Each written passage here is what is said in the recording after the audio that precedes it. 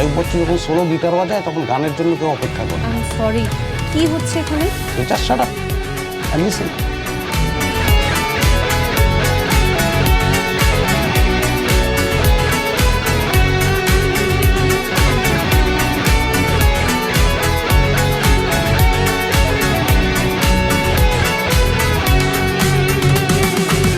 অভিলাষী আমি,